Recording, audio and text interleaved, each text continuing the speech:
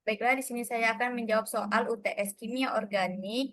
Yang pertama, tetapkan dua gugus fungsi yang Anda pahami dari struktur sulfonamid tersebut. Selanjutnya, pikirkan bagaimana menjadikan sulfonamida menjadi bersifat lipofilik sehingga dapat menembus membran biologis. Pada jurnal Bioorganik Chemistry yang sudah terakreditasi I1, dijelaskan terdapat gugus sulfonamida yaitu SO2NH2 yang terdapat di sini. Di sini ditandai oleh struktur SO2NH2 yaitu atom sulfur yang berikatan dengan dua atom oksigen dan satu nitrogen. Gugus ini bersifat polar serta berperan penting dalam aktivitas biologis senyawa obat. Yang kedua ada gugus cincin aromatik atau benzena yang terdapat di sini. Cincin aromatik pada struktur sulfonamida bersifat relatif nonpolar dan hidrofobik karena tersusun dari ikatan karbon dalam sistem terkonjugasi. Sifat ini membuat cincin aromatik cenderung lebih mudah berinteraksi dengan lingkungan lipid. Selanjutnya, cara menjadikan sulfonamida menjadi bersifat lipofilik dijelaskan pada jurnal Molecules. Agar lebih lipofilik dan mudah menembus membran biologis, modifikasi dilakukan pada bagian NH dari gugus SO2NH2.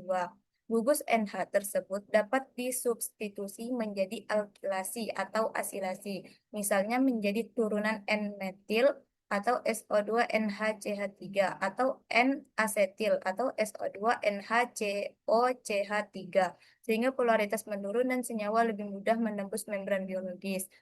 Dijelaskan juga pada jurnal Molecules, agar bersifat lipofilik dan mudah menembus membran biologis, cincin aromatik dapat dimodifikasi dengan menambahkan substituen halogen seperti fluorin.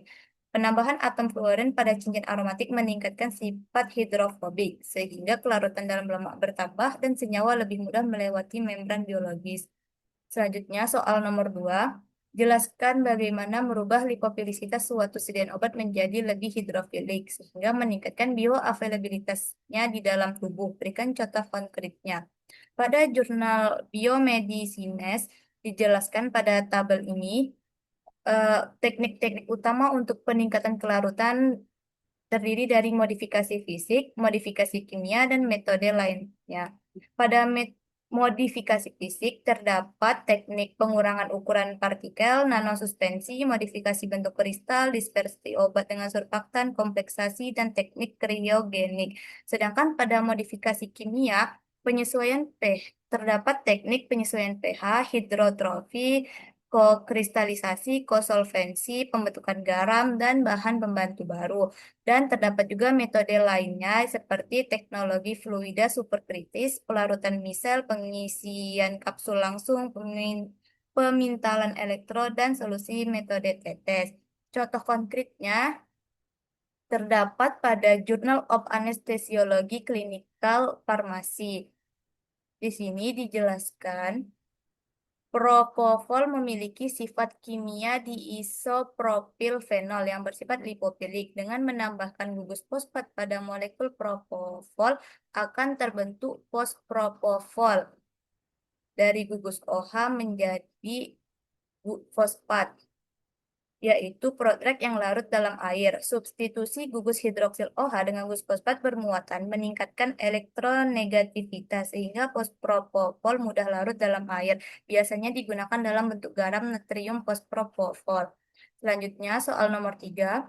Jelaskan sekurang-kurang 3 hal sensitif pada sediaan injeksi. Terjadinya interaksi antara bahan aktif dan eksipiennya. Berikan contoh masing-masing. Yang pertama, pada Journal of Pharmaceutical Science dijelaskan tentang reaksi oksidasi.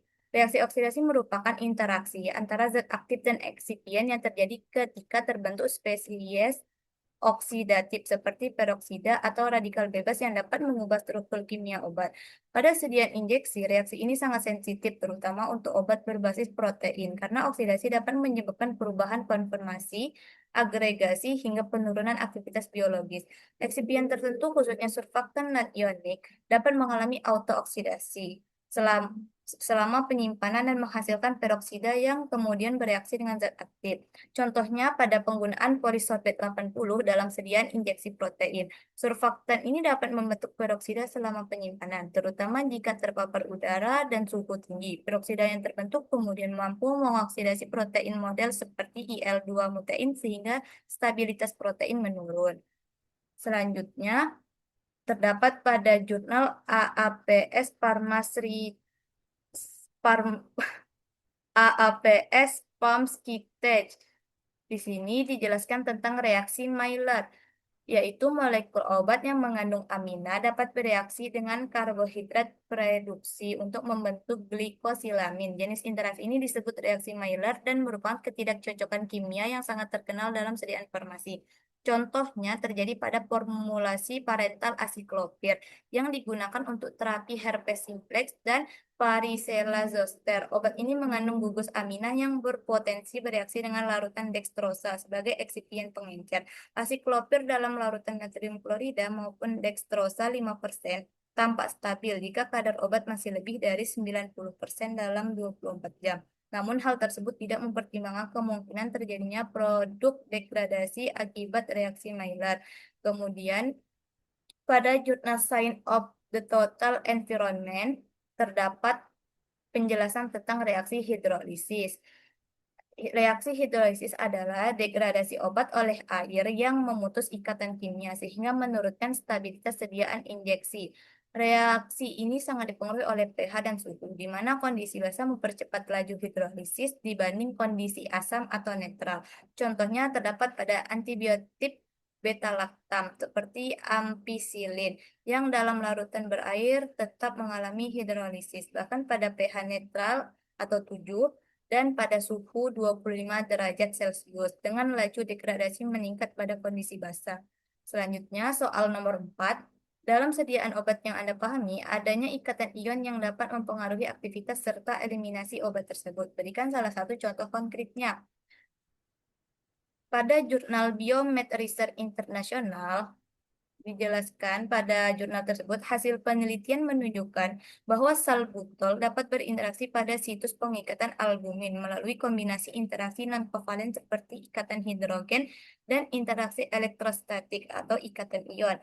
Pengikatan ini penting karena albumin merupakan protein plasma utama yang berperan dalam transport obat, sehingga interaksi tersebut dapat mempengaruhi fraksi bebas obat, aktivitas farmakologi, serta proses eliminasi. Selanjutnya didukung oleh jurnal dari molekuler farmakologi yang menyebutkan gugus OH dan NH3+ pada rantai etanolamina salbutol dapat berikatan dengan residu asam amino pada reseptor. Gugus NH3+ yang bermuatan positif membentuk interaksi elektrostatik atau ikatan ion dengan gugus karboksilat bermuatan negatif pada residu aspartat atau D113. Sedangkan gugus OH dapat membentuk ikatan hidrogen dengan gugus amino pada residu N312. Interaksi ini membantu menstabilkan pengikatan salbutol pada reseptor sehingga obat dapat bekerja menghasilkan efek farmakologisnya sebagai bronkodilator.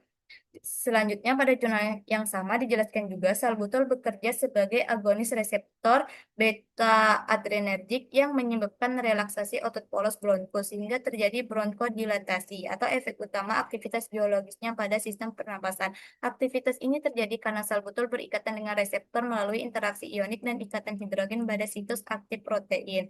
Selanjutnya, untuk eliminasinya dijelaskan juga pada jurnal yang sama, obat yang memiliki ikatan lemah dengan albumin akan lebih banyak berada dalam bentuk bebas di plasma, sehingga lebih cepat didistribusikan dan lebih cepat dieliminasi dari tubuh. Sebaliknya, obat yang berikatan kuat dengan albumin akan lebih banyak terikat dalam darah, sehingga konsentrasi obat dalam plasma menjadi lebih tinggi dan waktu keberadaan obat di dalam tubuh menjadi lebih lama karena proses eliminasi berlangsung lebih lambat.